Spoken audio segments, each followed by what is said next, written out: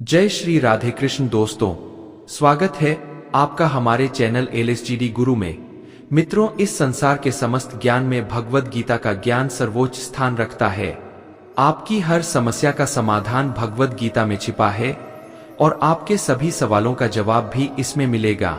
जिसने भी भगवद गीता के अमूल्य उपदेशों को अपने जीवन में उतारा है, उसने जीवन की बड़ी से बड़ी कठिनाइयों का हल आसानी से पा लिया है। भगवद गीता का ज्ञान समस्त वैदिक ग्रंथों का सार है। इसमें 18 अध्याय और 700 श्लोक है और आज हम आपके लिए भगवान श्री कृष्ण के श्रीमुख से निकले कुछ अनमोल वचन लेकर आए हैं, जो आपके जीवन को नई ऊर्जा और सकारात्मकता से भर देंगे। यह प्रेरणादायक वचन न केवल आपके जीवन के हर पहलू को प्रभावित करेंगे, बल्कि आपको सही दिशा दिखाते हुए आत्मविश्वास से भर देंगे। मित्रों, इस वीडियो के माध्यम से हम आपको श्री कृष्ण के उपदेशों का महत्व और उनके जीवन से जुड़े गहरे रहस्यों को समझाने का प्रयास करेंगे।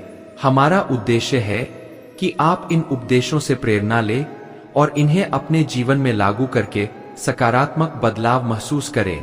दोस्तों, श्री कृष्ण के विचार हमें यह सिखाते हैं कि जीवन में सफलता प्राप्त करने के लिए सही दिशा में कड़ी मेहनत और कठिनाइयों का सामना करना जरूरी है। लक्ष्यों की प्राप्ति हमारे संकल्प और प्रयास से ही संभव है। हम आपसे अनुरोध करते हैं कि इस वीडियो को अंत तक देखें, भगवान श्री कृष्ण के अनमोल विचारों का आनंद लें और अगर आपको हमारा यह प्रयास पसंद आए तो कृपया इस वीडियो को लाइक करें, कमेंट्स में जय श्री राधे कृष्ण लिखें और हमारे चैनल को सब्सक्राइब करें ताकि आपको हमारी हर नई प्रेरणादायक वीडियो की सूचना मिल सके। दोस्तों, चलिए शुरू करते हैं। भागवत गीता के पहले अध्याय का नाम है अर्जुन विषाद योग, जिसमें अर्जुन अपने मन का गहरा दुख श्री कृष्ण के सामने प्रकट करते हैं। अर्जुन कहते हैं, हे केशव, मैं इन कौरवों से कैसे युद्ध कर सकता हूँ? यह तो मेरे अपने हैं। मैं पितामह भीष्म और गुरु द्रोणाचार्य से कैसे लड़ूंगा? यह मेरे पूजनीय है। इन्हें मारने से बेहतर तो यह होगा कि मैं सन्यासी बनकर भिक्षा मांग लूं।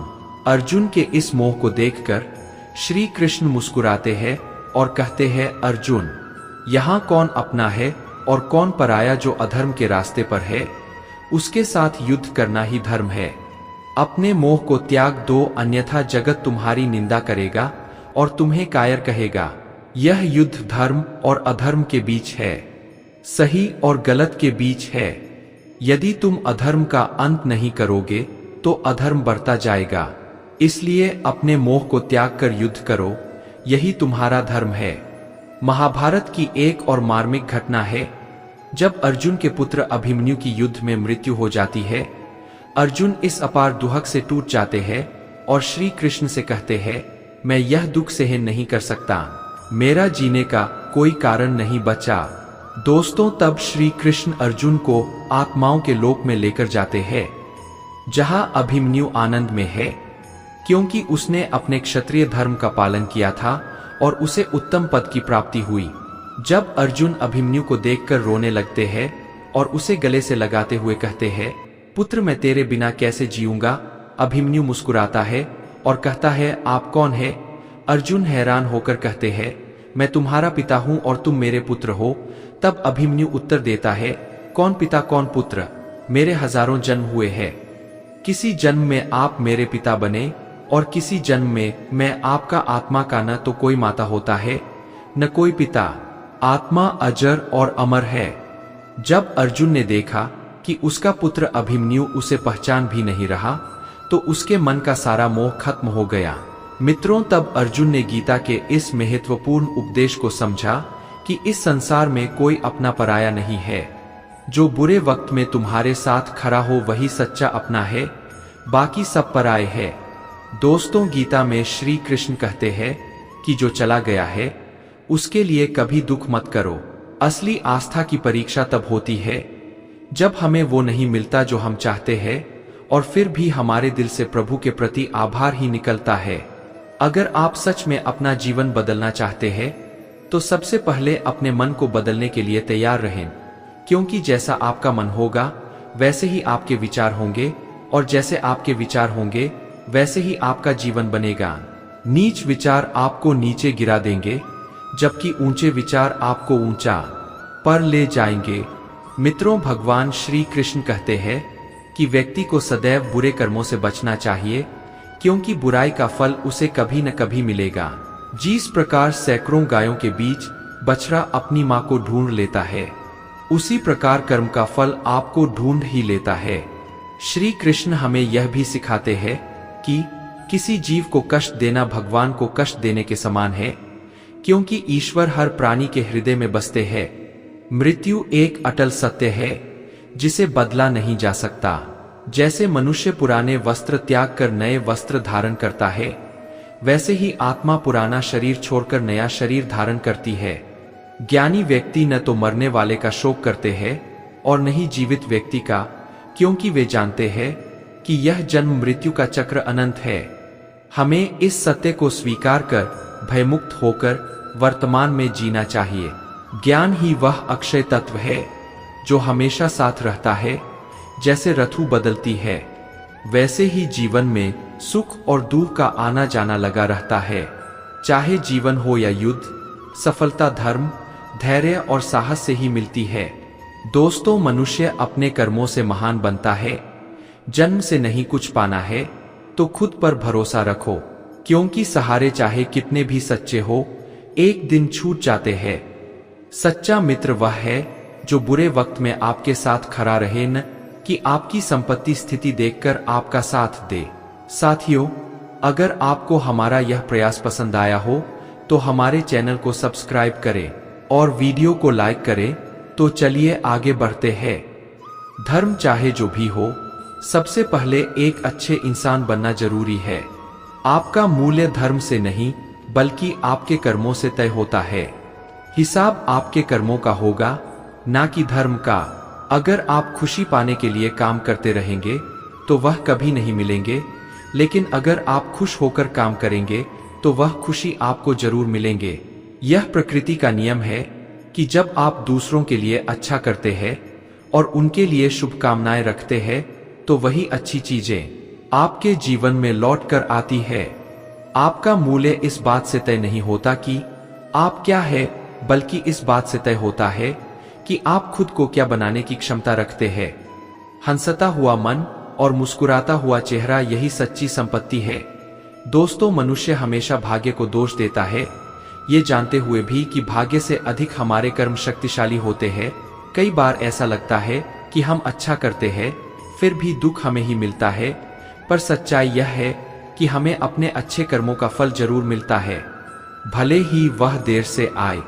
जब भी पुण्य कर्म करे, उसे ईश्वर को समर्पित कर दे, बिना किसी अपेक्षा के। भगवान श्री कृष्ण ने अर्जुन से कहा था, हे कुंती पुत्र, तुम जो भी करते हो, खाते हो, यज्ञ करते, जो भी दान या तपस्या करते हो, वह सब मुझे अर्पण करो। इसलिए जो भी कर्म करो उसे भगवान के चरणों में समर्पित करते हुए करो। जब हम अपने पुण्य कर्मों को ईश्वर को अर्पित कर देते हैं तो उसमें कोई अहंकार नहीं रहता। पाप यदि लोहे की जंजीर है तो पुण्य सोने की जंजीर है।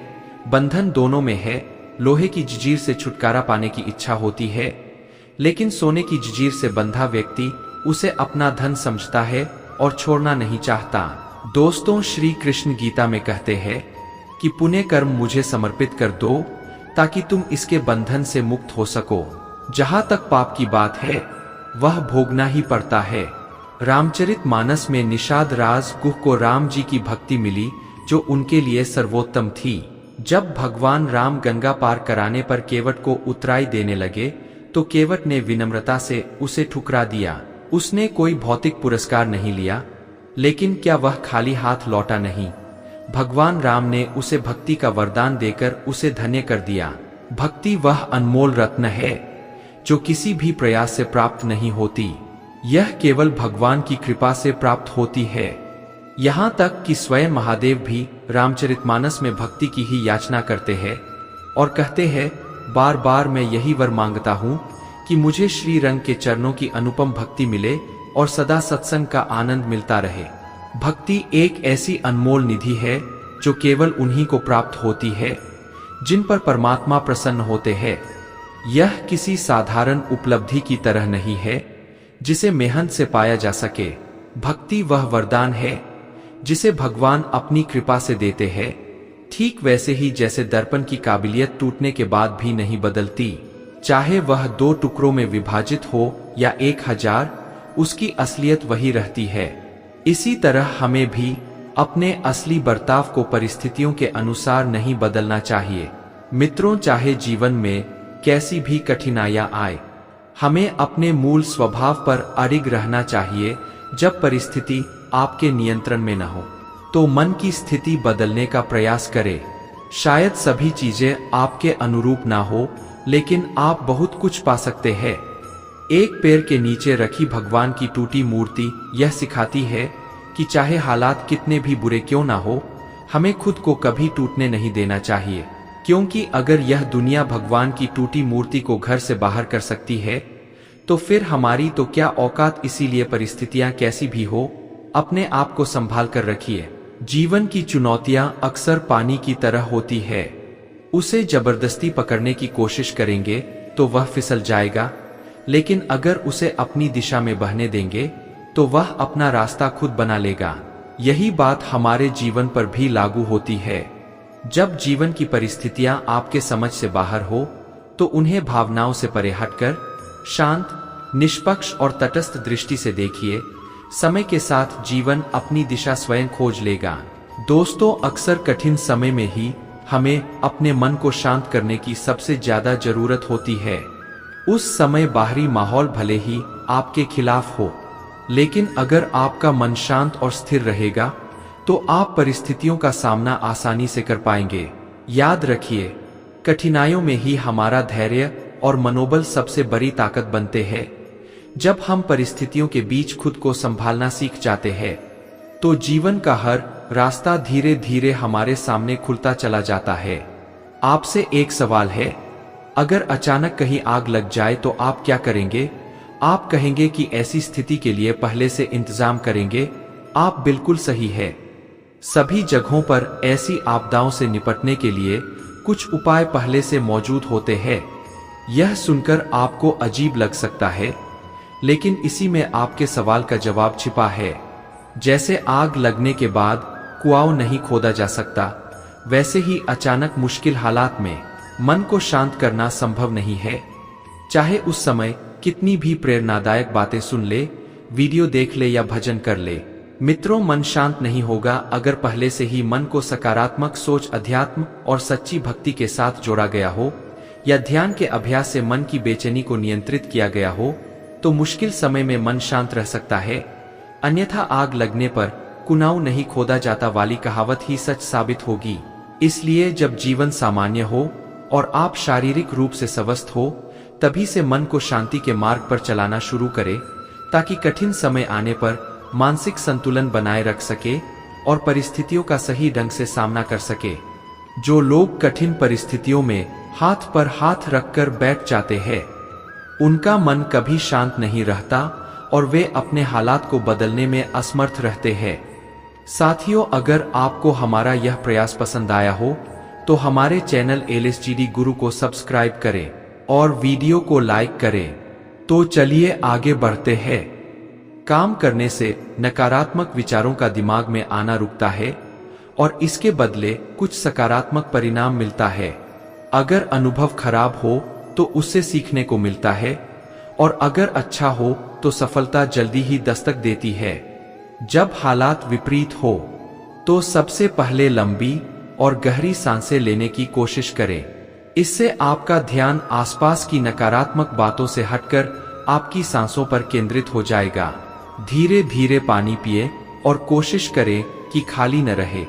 कोई मनपसंद काम जरूर करें, क्योंकि खाली दिमाग शैतान का घर होता है। मित्रों, समय पर भरोसा रखें। आज तक कोई ऐसी रात नहीं हुई जिसका सवेरा न आया हो। जंगल में भले ही कितनी बड़ी आग क्यों न लग जाए, एक दिन वह भी शांत हो जाती है।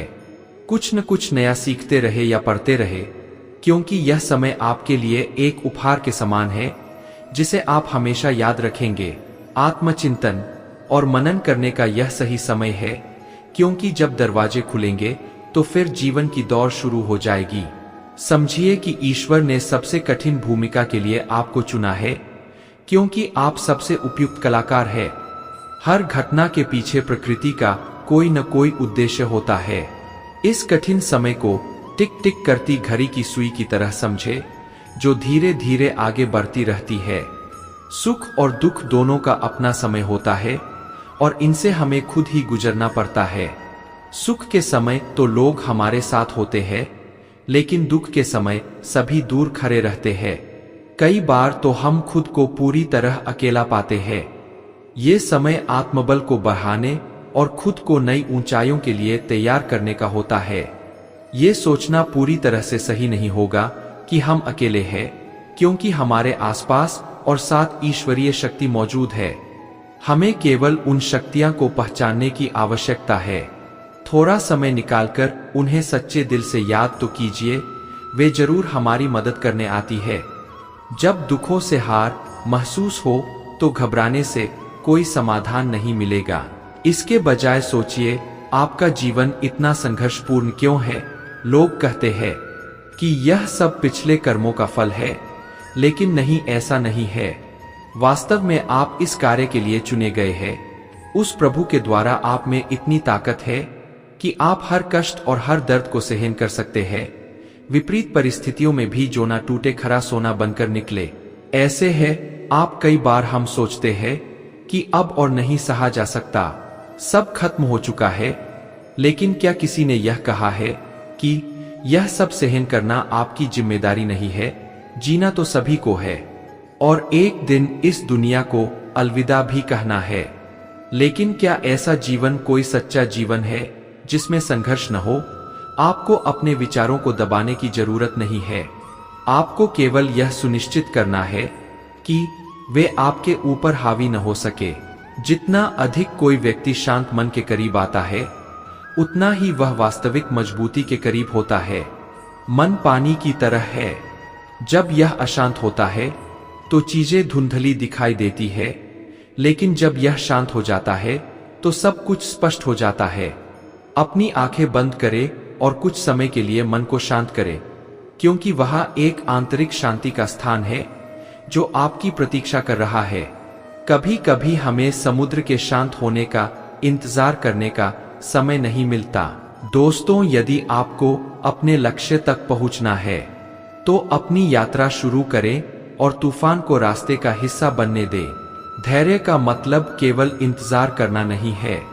धैर्य का असली अर्थ है कि चाहे कुछ भी हो, आप शांत रहें, लगातार प्रयास करते रहें और यह विश्वास रखें कि जब आप धैर्यपूर्वक इंतजार कर रहे हो तो अंततः सब कुछ सही दिशा में ही जाएगा।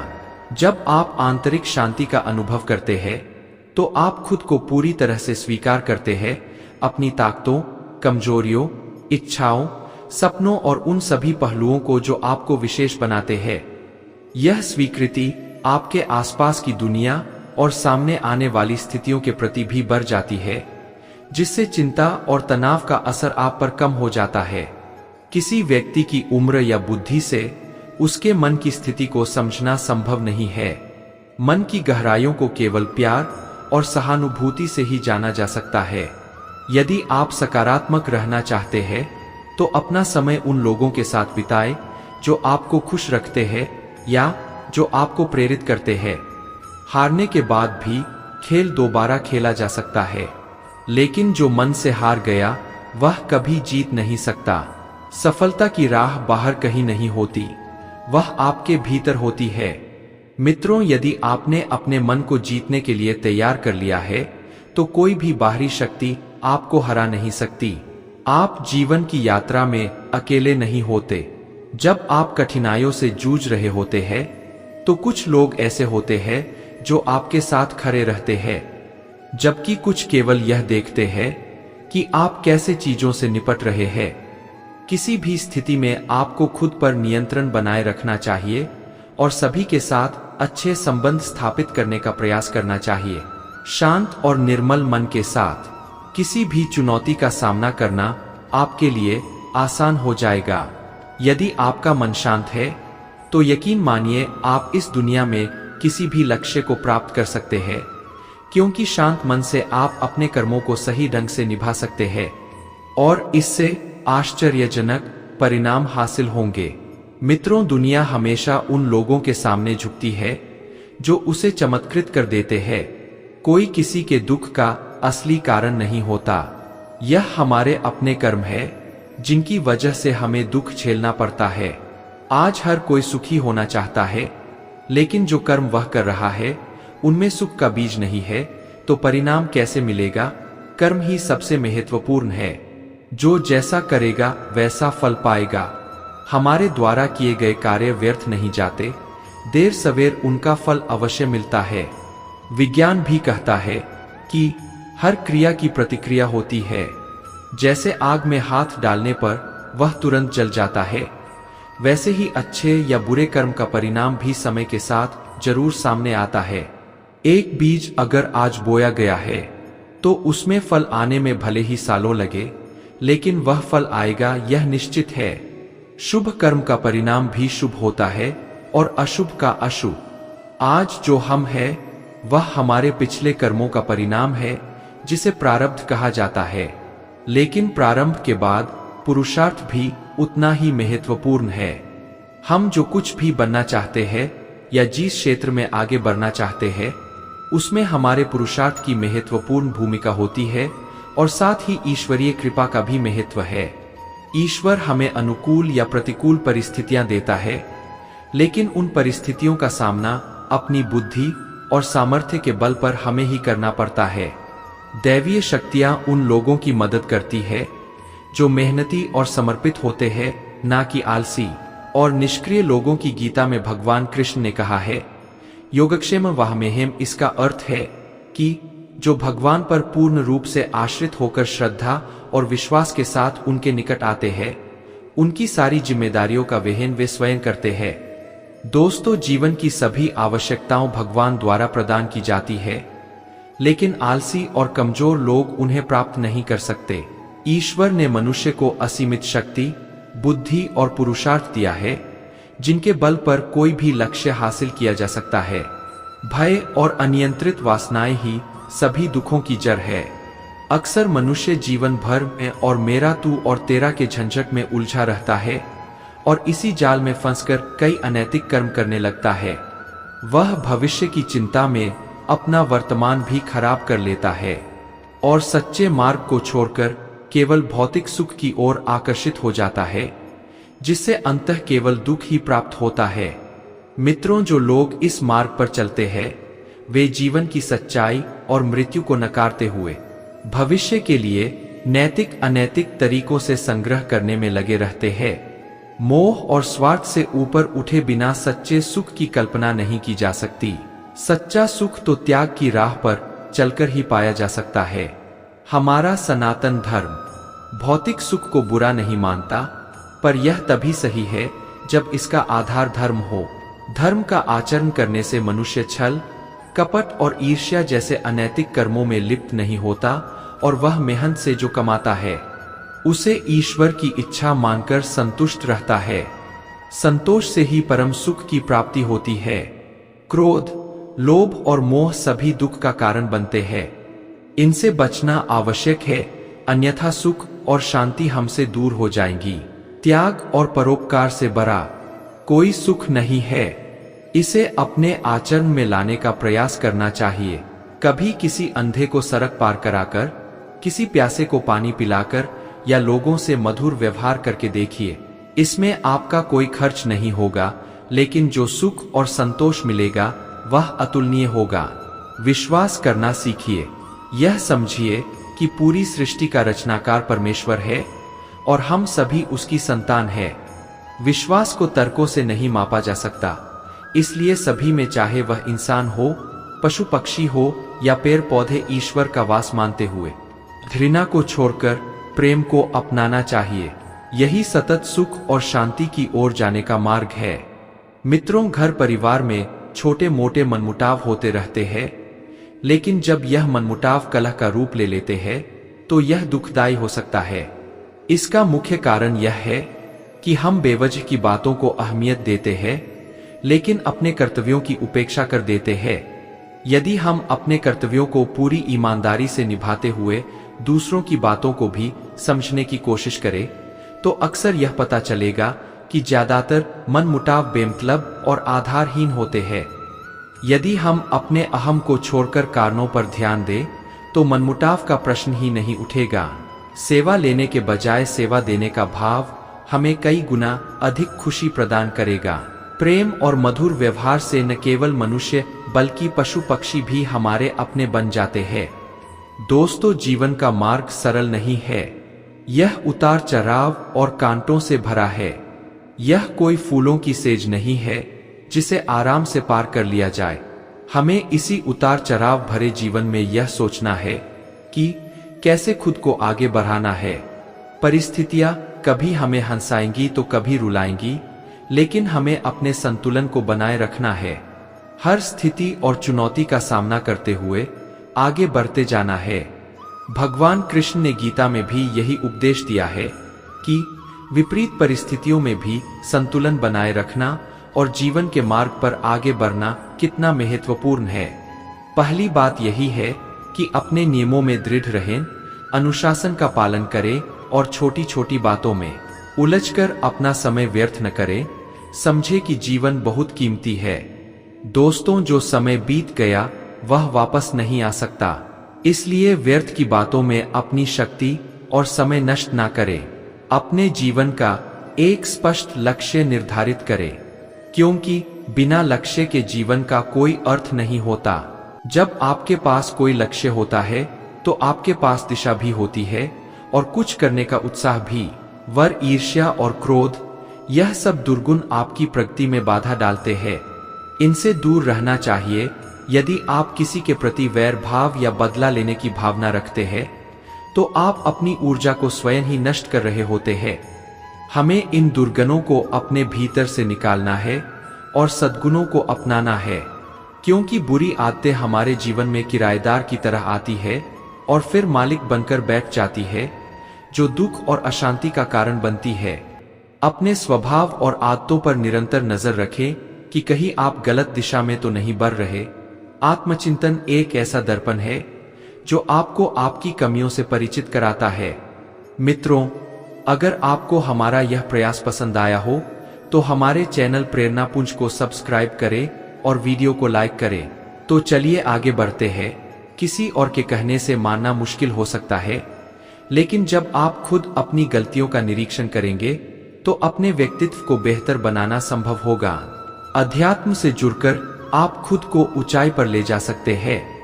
दोस्तों, जिस व्यक्ति के जीवन में धर्म और भक्ति का अभाव हो वह केवल एक साधारण जीवन जीता है, लेकिन जो अध्यात्म से जुड़ता है वह साधारण होते हुए भी असाधारण बन सकता है। अपने जीवन को संतुलित करना, नियमों में बांधना, ध्यान और पूजा को समय देना, नकारात्मक विचारों को दूर रखना और केवल शुभता को आमंत्रित करना, यही मन की शांति का मूल मंत्र है। सनातन धर्म में कर्म और कर्म के सिद्धांत का गहरा महत्व है। कर्म का अर्थ है वह क्रिया या कार्य जिसके परिणाम स्वरूप कोई प्रतिक्रिया उत्पन्न होती है। मनुष्य के अच्छे कर्म सकारात्मक परिणाम देते हैं, जबकि बुरे कर्म नकारात्मक परिणाम उत्पन्न करते हैं। इस तरह पूर्व जन्मों के कर्मों का एक चक्र बनता है, क्योंकि कुछ कर्मों का परिणाम तुरंत नहीं मिलता बल्कि अगले जन्म में भुगतना पड़ता है।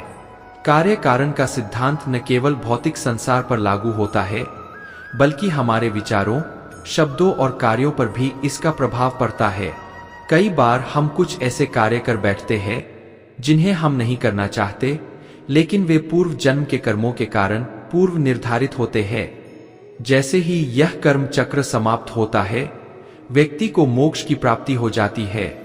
शास्त्रों के अनुसार 84 लाखों योनियों के बाद मनुष्य का जन्म प्राप्त होता है, और यही एकमात्र योनि है जिसमें जन्म मरण के चक्र से मुक्ति पाई जा सकती है। मनुष्य के कर्मों का फल उसकी परिस्थिति और दैवीय शक्तियां द्वारा तय किया जाता है। यदि अच्छे कर्म बुरे कर्मों से अधिक होते हैं, तो बुरे कर्मों का फल इसी जीवन में भोगना पड़ता है, जबकि अच्छे कर्मों का फल अगले जन्म में मिलता है। इसी तरह यदि बुरे कर्म अधिक हो तो अच्छे कर्मों का फल इसी जन्म में और बुरे कर्मों का फल अगले जन्म में भोगने के लिए निर्धारित होता है। मनुष्य को सदैव उन कर्मों को करना चाहिए जो उसे सही राह पर रखे और उसकी आत्मा को संतुष्टि दे। अपने घर परिवार की जिम्मेदारियों का ध्यान रखना और उनकी आवश्यकताओं की पूर्ति करना, यह उसका कर्तव्य है। हालांकि यह भी ध्यान रखना आवश्यक है कि जरूरत से ज्यादा धन को संग्रहित करने का मोह न हो। यदि आपके पास पर्याप्त संसाधन है तो मुसीबत के समय उनका उपयोग अवश्य करें। धन को केवल जमा करके रखने की बजाय उसे उचित समय पर प्रयोग करें। फिजूल खर्ची से बचें और अपनी सामर्थ्य के अनुसार ही दान पुण्य करें ताकि वह सही मायनों में फलदायी हो सके। हमेशा अच्छे लोगों की संगति में रहें, क्योंकि सज्जन लोगों की संगति हमारी सोच और कर्मों को सही दिशा में ले जाती है। वहीं बुरे और छल कपट में लिप्त लोगों से दूरी बनाए रखें, क्योंकि उनकी संगति से बुरे परिणाम ही मिलते हैं। स्वार्थ के लिए कभी किसी का अहित न सोचें और न करें। शास्त्रों में कहा गया है कि जो जैसा बोलता है वैसा ही काटता है। छल कपट से किसी का हक छीनने का प्रयास न करें, क्योंकि इससे किए गए सभी पुण्य समाप्त हो जाते हैं और मनुष्य पाप का भागीदार बन जाता है। साथियों, यदि इस वीडियो से आपने कुछ भी सीखा है तो कृपया कमेंट में जय श्री राधे कृष्ण अवश्य लिखें और अपने विचार भी साझा करें। साथ ही वीडियो को लाइक करें, चैनल को सब्सक्राइब करें ताकि आपको हमारे सभी नए वीडियो की सूचना मिलती रहे। धन्यवाद।